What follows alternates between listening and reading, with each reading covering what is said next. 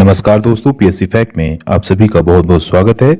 आज current affair की श्रृंखला में हम 16 और 17 अक्टूबर के करंट अफेयर्स को देखने वाले हैं। चलिए टॉपिक को शुरू करते हैं। आज का पहला प्रश्न है, कौन महिला भारत की 7वीं सबसे अमीर व्यक्ति बन चुकी हैं? सावित्री जिंदल। कौन सा देश इजराइल पर अपने लड़ाकू घातक विमान तैनात करेगा? अमेरिका। कौन सा देश दुनिया का सबसे शक्तिशाली लेजर वॉल्कन 2020 बनाने की परियोजना पर काम कर रहा है? ब्रिटेन।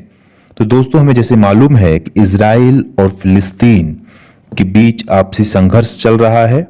उस बीच में अमेरिका इजराइल पर अपने लड़ाकू घातक विमान तैयार कर रहा है। आगे बढ़ते हैं। कौन सी राज्य सरकार एनईपी कार्यान्वयन को प्रदर्शित करने के लिए 10 स्कूलों का चयन करेगी? उत्तर प्रदेश सरकार। क्लाउड माइग्रेशन पूरा करने वाली पहली भारतीय एफएमसीजी कंपनी बनी है डाबर इंडिया लिमिटेड। दोस्तों, यहां पे एक टर्म है क्लाउड माइग्रेशन। क्लाउड माइग्रेशन एक प्रक्रिया है जिसमें एप्लीकेशन और डेटा को एक स्थान से दूसरे स्थान पर स्थानांतरित किया जाता है। यह प्रक्रिया अक्सर किसी कंपनी के निजी ऑन साइट सर्वर से सार्वजनिक क्लाउड प्रदाता के सर्वर तक की जाती है। क्लाउड माइग्रेशन के कई भाग होते हैं जिन्हें एक संगठन निष्पादित कर सकता है। तो दोस्तों, क्लाउड माइग्रेशन एक प्रक्रिया है जिसमें एप्लीकेशन और डेटा को एक स्थान से दूसरे स्थान पर स्थानांतरित किया जाता है। ये हमें प्रधानमंत्री नरेंद्र मोदी ने किस अभिनेता को रण उत्सव में आने का आग्रह किया है? अमिताभ बच्चन को। रण उत्सव गुजरात में, जो गुजरात का रण क्षेत्र है, वहां पर यह तकरीबन अक्टूबर माह से फरवरी तक चलने वाला 100 दिनों का मेला होता है। हाल ही में कौन सी पहल शुरू की है? 75/25 75-25 क्या है दोस्तों? ये केंद्रीय स्वास्थ्य मंत्रालय ने 75-25 पहल शुरू की है। इस पहल का लक्ष्य भारत में गैर संचारी रोग NCD नॉन कम्युनिकेबल डिजीज के प्रबंधन और रोकथाम में क्रांतिकारी बदलाव लाना है। यह महत्वाकांक्षी परियोजना या कार्यक्रम 2025 तक उच्च रक्तचाप और मधुमेह से पीड़ित 75 मिलियन व्यक्तियों को मानक देखभाल प्रदान करने का लक्ष्य रखता है। इसमें जो क्वेश्चन बन सकते हैं वो किस प्रकार के कि 75-25 का संबंध सबसे पहले तो NCD से है, नॉन कम्युनिकेबल डिजीज, जैसे हाई बीपी और डायबिटीज। इनसे संबंधित जो हमारे पेशेंट हैं, जो पीड़ित हैं, उनको एक मानक, एक स्टैंडर्ड देखभाल प्रदान करने का लक्ष्य रखा गया है। मानक का मतलब होता है कि जिससे उनके स्वास्थ्य में उससे नीचे गिरावट न होने पाए। ठीक है। किस राज्य के काजू के लिए जीआई टैग प्रदान किया गया है? तो गोवा। अपनी लंबी और पोषित विरासत के लिए जाने जाने वाले गोवा के काजू को भौगोलिक संकेतक जीआई टैग से सम्मानित किया गया है। जीआई टैग एक ट्रेडमार्क के रूप में कार्य करता है जो इसे अंतर्राष्ट्रीय बाजार में एक अलग पहचान देता है। गोवा के काजू उद्योग पर इस प्रतिष्ठित टैग का प्रभाव पर्याप्त है। इस स्पेस एजेंसी का पार्कर सोलर प्रोब इतिहास में सबसे तेज मानव निर्मित वस्तु बन गया है। सूर्य के चारों ओर अपनी 17वीं कक्षा के दौरान यह 6,35,266 किलोमीटर प्रति घंटे की आश्चर्यजनक गति तक पहुंच गई है, जो 2021 में स्थापित अपने स्वयं के रिकॉर्ड को पार कर गया है। किस राज्य ने अपनी गरीबी उन्मूलन योजना का उन्नत संस्करण ओरुनोडोई 2.0 लॉन्च किया है? असम सरकार ने। किस शहर में 141वें अंतर्राष्ट्रीय ओलंपिक समिति IOC सत्र का प्रधानमंत्री नरेंद्र मोदी ने उद्घाटन किया? तो मुंबई में। भारत के नागपट्टिनम और किस देश के कांकेसनथुरई के बीच नौका सेवा का शुभारंभ किया गया है? तो श्रीलंका और भारत के मध्य। भारत और श्रीलंका राजनयिक और आर्थिक संबंधों के बीच एक नए अध्याय का शुभारंभ कर रहे हैं। इसी बीच हाल ही में भारत के नागपट्टिनम और श्रीलंका के कांकेसनथुरई के बीच नौका सेवा का शुभारंभ किया जाएगा। इसके माध्यम से दोस्तों, ये नौका सेवा से जो फेरी चलाई जाएगी, इससे व्यापारिक और राजनयिक संबंधों में मधुरता और मजबूती आएगी। अगला प्रश्न, श्री पीयूष गोयल ने पीएम गति शक्ति के कितने वर्ष पूरे होने पर पीएम गति शक्ति का सार संग्रह जारी किया? तो 2 वर्ष पूरे हो चुके हैं। पीएम गति शक्ति राष्ट्रीय मास्टर प्लान 13 अक्टूबर 2021 को लॉन्च किया गया था। इसका प्राथमिक उद्देश्य विभिन्न आर्थिक क्षेत्रों को मल्टी मॉडल कनेक्टिविटी, बुनियादी ढांचा प्रदान करना। केंद्रीय स्वास्थ्य और परिवार कल्याण मंत्री, जिन्होंने हाल ही में कोहिमा में Nagaland institute of medical science and research का उद्घाटन किया, डॉक्टर मनसुख मांडविया। सबसे महत्वपूर्ण प्रश्न ये है कि नागालैंड का ये पहला मेडिकल कॉलेज है। इस संदर्भ में ये महत्वपूर्ण बन जाता है। सेना प्रमुख जनरल मनोज पांडे ने नागा रेजिमेंट की कौन सी बटालियन को प्रेसिडेंट कॉलर्स प्रदान किया है? तो 3री बटालियन को। आपदा जोखिम न्यूनीकरण के लिए अंतर्राष्ट्रीय दिवस 13 अक्टूबर को मनाया जाता है। किस मंत्रालय ने 5वें राष्ट्रीय जल पुरस्कार 2023 का शुभारंभ किया? तो जल शक्ति मंत्रालय ने।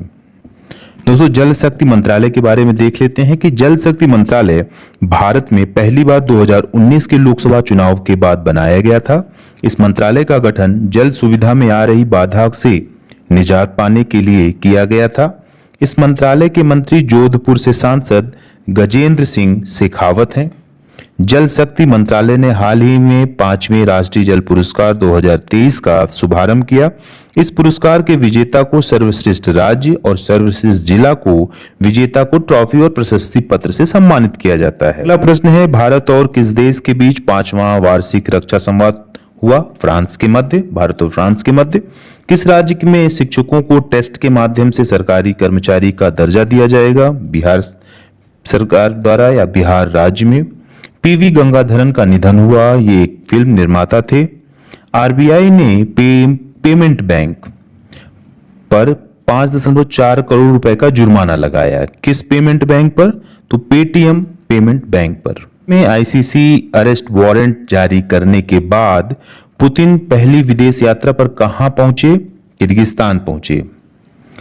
रूस के विषय में कुछ हम जानकारी देख लेते हैं। स्टैटिक पॉइंट इस पे बन सकते हैं कि रूस ने परमाणु ऊर्जा वाली महाशक्तिशाली मिसाइल 7 बनाई। दूसरा पॉइंट, रूस 2024 में अपने रक्षा खर्च को 70% तक बढ़ाएगा। रूस इस्लामिक बैंकिंग शुरू करेगा। रूस का लूना 25 अंतरिक्ष यान से टकराकर दुर्घटनाग्रस्त हो गया। रूस ने लिंग परिवर्तन और ट्रांसजेंडर विवाह पर प्रतिबंध लगाया है। आरबीआई ने रूस के स्बरबैंक स्बरबैंक को बेंगलुरु में आईटी यूनिट स्थापित करने की अनुमति दी है। साउथ इंडियन बैंक ने अपना नया चेयरमैन नियुक्त किया है बीजे कुरियन को। दोस्तों, इस जो बैंकिंग से संबंधित एग्जाम होते हैं, जो इसमें करंट अफेयर्स होते हैं, उसमें इस तरह के प्रश्न अक्सर पूछ लिए जाते हैं कि साउथ इंडियन बैंक ने अपना नया चेयरमैन किसे नियुक्त किया? तो बीजे कुरियन को। कुछ बैंकिंग से संबंधित और कुछ जो नई नियुक्तियां हुई उससे संबंधित प्रश्न बनते हैं। जैसे एएमएफआई के नए चेयरमैन कौन है? नवनीत मुनोत। एएमएफआई हमारा क्या है? Association of mutual fund institute. Bharat में महिला श्रम बल भागीदारी दर बढ़कर कितने प्रतिशत हुई है? तो 37%। किसे लॉरियस के एम्बेसडर के रूप में सम्मानित किया गया? नीरज चोपड़ा को।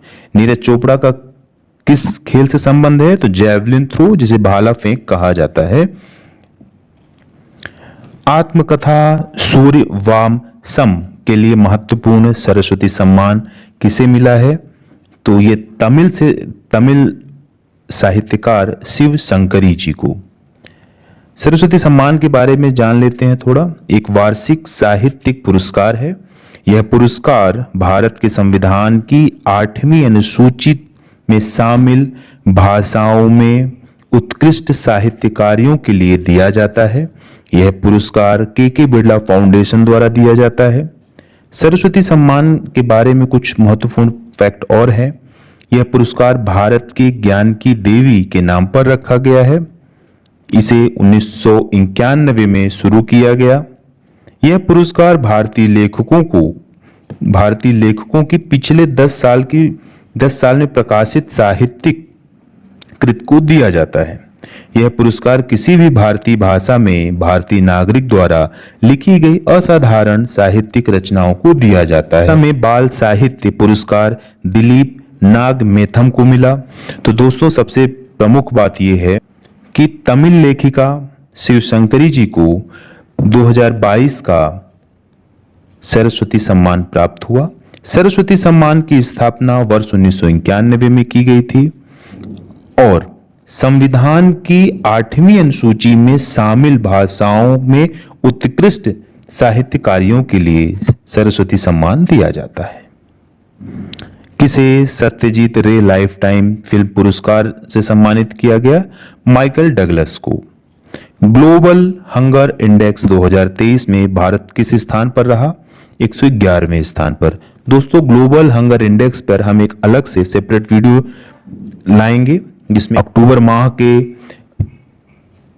दिवस हैं जिन्हें आप अवश्य देखें। एग्जाम में ये पूछे जाते हैं, चाहे तो इनका स्क्रीनशॉट ले लें और इन्हें एक बार रिवाइज कर लें। जैसे 1 अक्टूबर अंतर्राष्ट्रीय वृद्धजन दिवस, विश्व शाकाहारी दिवस, 2 अक्टूबर अंतर्राष्ट्रीय अहिंसा दिवस, 3 अक्टूबर विश्व प्रकृति दिवस, 4 अक्टूबर विश्व पशु कल्याण दिवस, 5 अक्टूबर विश्व शिक्षक दिवस, 6 अक्टूबर विश्व मेरेब्रल पाल्स दिवस, 7 अक्टूबर विश्व कपास दिवस, 8 अक्टूबर भारतीय वायुसेना दिवस, 9 अक्टूबर विश्व डाक दिवस, 10 अक्टूबर विश्व मानसिक स्वास्थ्य दिवस, 11 अक्टूबर अंतर्राष्ट्रीय बालिका दिवस, 12 अक्टूबर विश्व दृष्टि दिवस।